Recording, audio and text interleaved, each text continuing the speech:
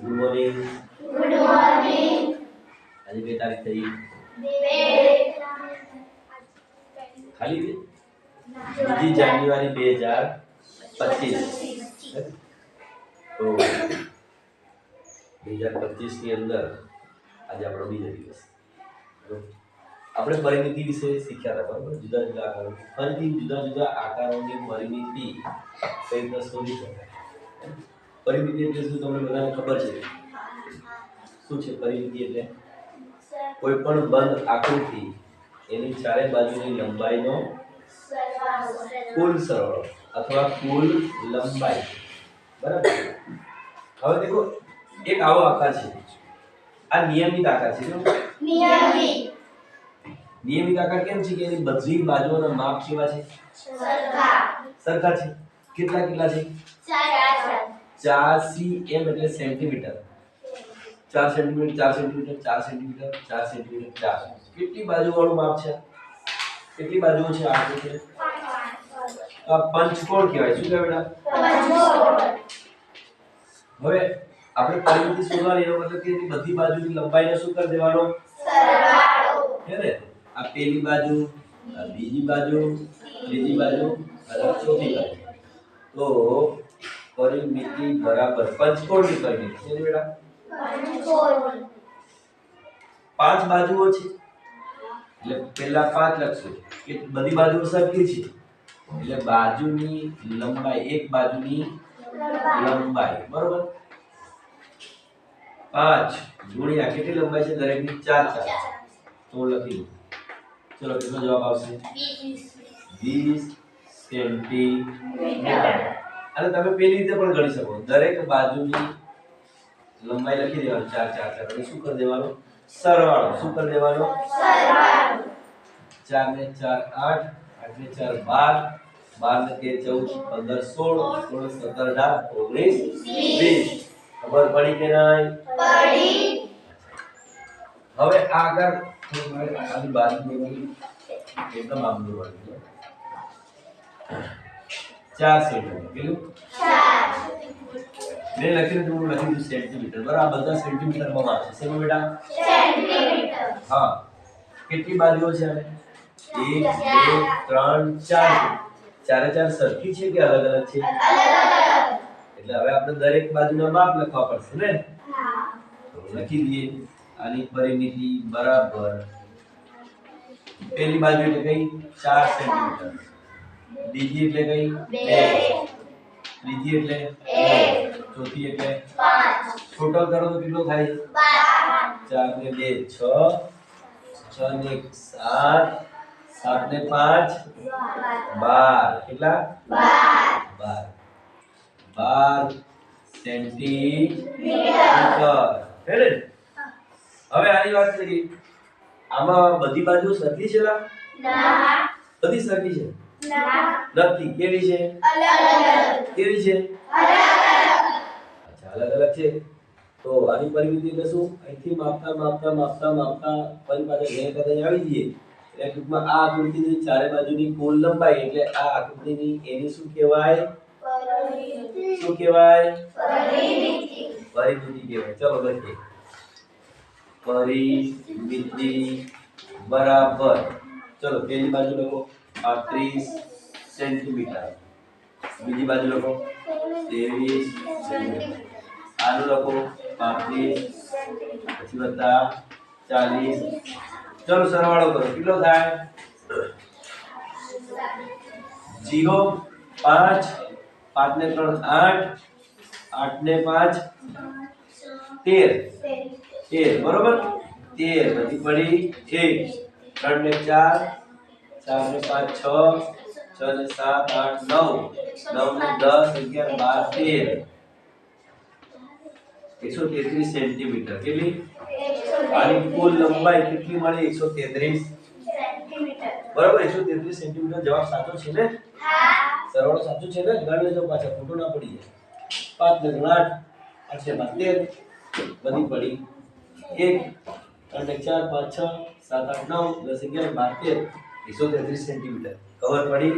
હા. હવે આપણે થોડોક અલગ આકાર લઈએ, હે ને? ચલો, હવે ભૂસી નાખો. ઓકે ચાલો.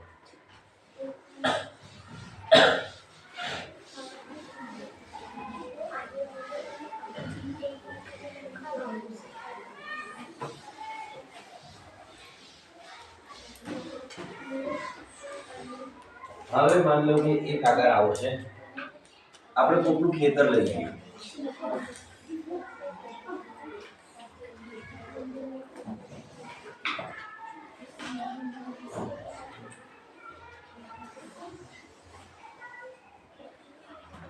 આવું એક ખેતર છે, હોય જ ના હોય આપણા ખેતર આવા આગળ બગડ હોય હોય ને, કઈ લંબચોરસ અને ચોરસ થોડા હોય, એક હેડો આમે જતો અને એક આમે જતો હોય ને. તો હવે આની પરિમિતિ એટલે કે આપણે માપવાની છે, બરાબર? તો કઈ રીતે માપશો? તો માની લો કે અહીંયા હું લખી દઉં, આ છે આ લંબાઈ અહીંથી લઈ અને અહીં સુધી આ કેટલી છે? આપણે લઈ લઈએ 50 મીટર. કેટલી? 50 મીટર લંબાઈ છે, બરાબર? એટલે આ થોડી વધારે છે, આ 60 મીટર થઈ. કેટલી મીટર? 60. હા. હવે આ થોડી ઓછી છે, બરાબર? અને અહીંયા હું કરી દઉં 20 મીટર. કેટલી? આટલી 20 મીટર. ખ્યાલ આવ્યો કે નહીં? હવે આ પણ એટલી હશે 20 મીટર, હે ને? હવે આ લઈ લઈએ આપણે કેટલી? 10. કેટલી? 10 મીટર. આ કેટલી લઈ લઈએ? 15 લઈએ કે 20? 20 લઈ લઈએ. ચલો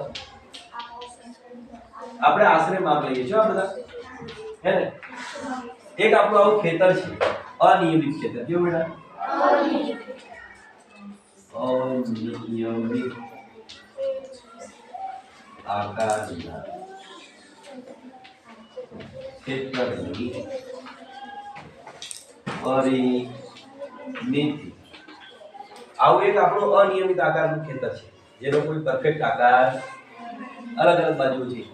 એક આ પહેલા નંબરની બાજુ, બીજા નંબરની બાજુ, ત્રીજા નંબરની બાજુ, ચોથા, પાંચમા અને છઠ્ઠા. ટૂંકમાં આની પરિમિતિ મેળવવી હોય તો આપણે શું કરવું પડે? 6 બાજુનો શું કરવું પડે? સરવાળો. અહીંથી માપવાનું ચાલુ કરવાનું. 10, 20, 30, એમાં 50 ઉમેરવાના, ચોથી બાજુના 60 ઉમેરવાના. માપતા માપતા માપતા ફળમાં ચાપતા એટલે આવી જઈએ. એટલે કે આ ખેતરની ચારે બાજુ એકવાર આપણે ફરીએ અને આટલે કાવીએ અને જે કુલ લંબાઈ થાય એ આ અનિયમિત આકારના ખેતરની શું મળે? શું મળેલા? પરિમિતિ. હા. ચલો કેટલી બાજુ છે પેલા બાજુ લખી દઈએ. 6 છે ને? એક બાજુ 2 3 4 5 6. બરાબર? देखो હવે હું અહીંયા બાજુ ખાલી એક જ વાર લખું, તમારે સમજી જવાનું. એક એટલે શું? બીજી બાજુ, ત્રીજી બાજુ, બરાબર? એના માપ લખવાના છે. ચલો પહેલી બાજુનું માપ કેટલું છે? અહીંથી લઈને આ કેટલું? 10. કેટલું બેટા? 10. ચલો અહીંયા 10 મૂકો. હવે બીજી બાજુનું માપ કેટલું છે? 20. અહીંથી લઈને 20. કેટલું? 20. હા 20. હવે ત્રીજી બાજુ મોટી બાજુ છે. દેખો અહીંથી લઈ કેટલું? 50. 50 છે ને? હા. લખી દો 50 મીટરમાં જો બેટા. પછી કઈ બાજુ આવી? ચોથી બાજુ કેટલું છે? 60. 60. પછી અહીંયાથી કેટલું છે? પાંચમીનું 20. કેટલું? 20. પછી છઠ્ઠી બાજુનું કેટલું છે? 20. હવે આ બધી બાજુનો શું કરી દેશું? સરવાળો. ચલો કરો સરવાળો. देखो ये पांचों के બધા 0 છે. 0 0 0 0 0 2 2 4 6 4 10 10 ને 5 15 15 ને 16 17 ને 18 180 મીટર. કેટલા બેટા? 180 મીટર. ટૂંકમાં તમે અહીંથી માપવાનું ચાલુ કરશો. એકવાર આટો મારો અને આટલા આવી ઉભારો એટલે કેટલા થાય? 180 મીટર. કુલ લંબાઈ કેટલી થઈ? 180 મીટર. તો આ ખેતર કેટલું લાંબુ છે? ચારે બાજુ 180 મીટર હોય ને? હવે માન લો કે તમને એવી ઈચ્છા થાય કે આની આજુબાજુ મારે છે ને તારની જાળી નાખવાની છે જાળી શું જાળી તો તમારે કેટલા મીટર લાંબી લાવવી પડે 180 હે ને ખબર પડી હવે હા ઓકે ચાલો લખી